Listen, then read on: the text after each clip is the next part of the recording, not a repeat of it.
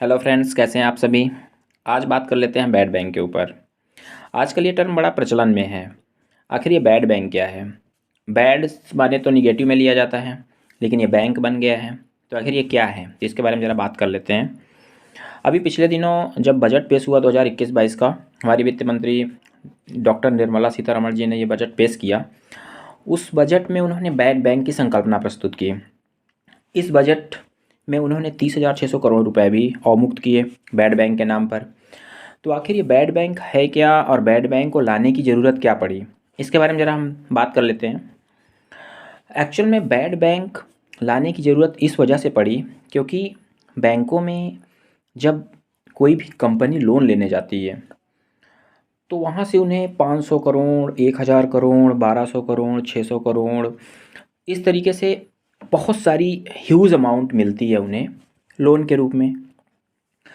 अब बात यहाँ पर आती है कि जब लोन के रूप में मिलती है तो एक निश्चित समय सीमा पे उस लोन को वापस करना होता है। लेकिन कई बार क्या होता है कि कंपनियाँ उस लोन को वापस नहीं कर पाती हैं, तो वो एनपीए हो जाता है। अब एनपीए तो हो ही जाता है, लेकिन बैंकों ने इतना लोन दे रखा है कि उनको काम करने की जो उनकी कैपेबिलिटी होती है वो उसी में गिरावट आ जाती है। कई बार कुछ बैंक बंद होने के कगार पे आ जाते हैं। तो ऐसी समस्याओं से बचने के लिए सरकार के पास कई तरह के सुझाव आते रहे, पहले भी कुछ व्यवस्थाएं बनाई गई थी, लेकिन वर्तमान में उन्होंने बैड बैंक का कंसेप्ट लाया गया। इस कंसेप्ट के अंतर्गत एक तरीका ढूंढा गया कि आखिर इन जो नॉन परफॉर्मिंग एसेट्स हैं, जो ऐसी कंपनियां हैं जो कि अब पेमेंट कर ही नहीं सकती हैं, जो इनका घाटा इतना अधिक हो चुका है कि अब वो पेमेंट करने की स्थिति में नहीं है, तो ऐसी स्थिति में फिर अब इनको कैसे, बैंकों की कैसे भरपाई की जाए। तो इसके लिए बैड बैंक का कंसेप्ट लाया गया। अब इस कंसेप्ट में आखिर है क्या। इस कंसेप्ट में दो एजेंसियां बनाई गई जो कि बैड बैंक के अंतर्गत काम करेंगी। बैड बैंक को 30,600 करोड़ रुपए की राशि अवमुक्त कर दी गई। वो पैसा बैड बैंक के पास है। बैड बैंक के पास दो एजेंसियां बनाई गई। अब उन दो एजेंसियों में से काम क्या है। एक एजेंसी है NARCL, दूसरी एजेंसी है IDRCL। NARCL का काम क्या है यहाँ पे, उसका पूरा नाम तो national assets reconstruction company limited, और IDRCL का काम है इंडियन डेप्ट रिजोल्यूशन कंपनी लिमिटेड। अब एक्चुअल में जो NARCL है उसका जो मुख्य काम है, तो NARCL का मुख्य काम है जो नॉन परफॉर्मिंग एसेट्स हैं, जो वो कंपनियां हैं, जो वो प्रतिभूतियां हैं जिनको, जो कि वो वापस ऋण लेने के बाद वापस नहीं कर पा रही पर्टिकुलर बैंक को। तो ऐसे में वो बैंक, अब वो जो पर्टिकुलर एसेट्स है वो संपत्ति हो गई बैंक की। तो जो NARCL है, जो कि बैड बैंक की एजेंसी है, वो उस संपत्ति को उस पर्टिकुलर बैंक से खरीद लेगी। खरीदने का जो रेट है वो वही रेट रहेगा जितनी की उसकी देनदारी है। उस पर्टिकुलर एसेट की उस बैंक को जो देनदारी है, उस देनदारी की जिम्मेदारी NARCL ले लेगा, और वो एसेट अब किसका हो जाएगा, वो हो जाएगा NARCL का हो जाएगा। अब इसके बाद क्या करते हैं, पर्टिकुलरली हम उसे स्ट्रेस्ड एसेट्स बोलते हैं। अब उसके बाद क्या होता है कि जब स्ट्रेस्ड एसेट्स NARCL के पास आ जाएगा, ऐसी स्थिति में बैंक क्या करेगा, बैंक बोलेगा कि मुझे कुछ पैसे दीजिए। तब ऐसी परिस्थिति में 15% जो है वो पैसा ये दिया जाएगा किसको, बैंक को। अब बैंक को 15% तो पैसा मिल गया, बाकी जो 85% है वो कैसे मिलेगा। तो NARCL का काम था बैंक से उस स्ट्रेस्ड एसेट्स को खरीदना। IDRCL जो हमारी है, इसमें इंडियन डेप्ट रिजोल्यूशन कंपनी लिमिटेड, इसका जो काम है, इसका काम है कि उस पर्टिकुलर स्ट्रेस्ड एसेट्स को उस रेट पर बेचना ओपन मार्केट में। अब कई बार स्थितियां क्या होती हैं कि अगर ओपन मार्केट में बेच दिया गया और वहाँ से उतनी पूंजी प्राप्त कर ली गई, उस उतना वहाँ से धन प्राप्त कर लिया गया, तो उसको क्या किया जाएगा, उस पर्टिकुलर जो बैंक को हमने 85% देने का वादा कर रखा है उसको हम रिपे कर देंगे।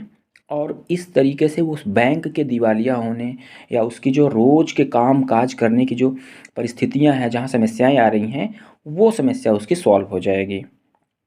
अब बात यहाँ पे आती है कि अगर मान लीजिए कि मार्केट में जब उस स्ट्रेस्ड एसेट्स को, जो वो प्रतिभूति है, अगर उसको आप बेच रहे हैं मार्केट में, लेकिन मार्केट से उतना पैसा नहीं मिल सका जिस पैसे को आपको बैंक को वापस करना है, तो ऐसी परिस्थिति में क्या होगा, तो इस परिस्थिति में आती है सरकार, और इस परिस्थिति में आता है बैड बैंक का रोल।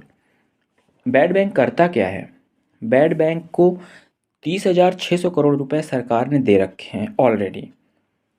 ऐसी कंडीशन में वो बैड बैंक, जो मार्केट से पैसा आया है उस एसेट्स को बेचने के बाद, जो 85% का वादा उस बैंक को किया गया है, उसमें से जितना कम होगा उसको बैड बैंक अपने पास से 30,600 करोड़ रुपए की जो राशि है उसमें से निकाल कर उसको ऐड करेगा और उस बैंक को वापस कर देगा, ताकि बैंक की स्थिति पे कोई समस्या ना आने पाए, बैंकों को उनका पेमेंट वापस मिल जाए। तो इस तरीके से ये एक रास्ता निकाला गया है कि जो नॉन परफॉर्मिंग एसेट्स या फिर जो ये स्ट्रेस्ड एसेट्स हैं, इनको, इनकी भरपाई, इनके जो ऋण हैं इनकी भरपाई उस पर्टिकुलर बैंक को की जाए। तो ये एक रास्ता है सरकार की तरफ से। अब बात इसमें ये रही कि आखिर इसके इफ़ेक्ट्स क्या हैं, इसके फ़ायदे क्या हैं। जाहिर सी बात है कि जब किसी चीज़ के फ़ायदे होते हैं तो उसके नुकसान भी होते हैं। तो अब ज़रा फ़ायदों और नुकसान के बारे में हम देख लेते हैं क्या है। फ़ायदा क्या है इसका, फ़ायदा ये है कि पर्टिकुलर बैंक दिवालिया होने से बच जाता है, बैंक कामकाज प्रभावित नहीं होने पाता है, और वहाँ पे जितने लोगों ने, जो हितधारक हैं, जिन्होंने खाते खुलवा रखे हैं, उनके ऊपर कोई ऐसी समस्या नहीं आने पड़ती है, उनका कामकाज कंटिन्यू रहता है, और लोगों के ऊपर एक भरोसा आता है कि लोगों के अंदर, कि अब उनका उस अगर किसी बैंक में अकाउंट है तो वहाँ ऐसा कुछ नहीं होगा जिससे कि उनकी जमा पूंजी पे कोई खतरा उत्पन्न हो पाए। ये तो फ़ायदे की बात रही, लेकिन जो चैलेंज है वो क्या है। चैलेंज ये है कि जो भी धन इकट्ठा होता है, जो भी सरकार के पास आय होती है, आय का सोर्स क्या है, इनकम टैक्स, इनकम टैक्स है, या डिफरेंट टाइप्स के जितने भी टैक्सेस हैं वो हैं। तो जाहिर सी बात है, अगर पैसा 30,600 करोड़ अभी दिया गया है, तो ये पैसा आखिर कहाँ से, इसकी भरपाई कहाँ से होगी, इसकी भरपाई कहीं ना कहीं टैक्स से ही होगी। अब जाहिर सी बात है कि अगर कहीं खर्च बढ़ेगा तो टैक्स में कहीं ना कहीं वृद्धि होगी।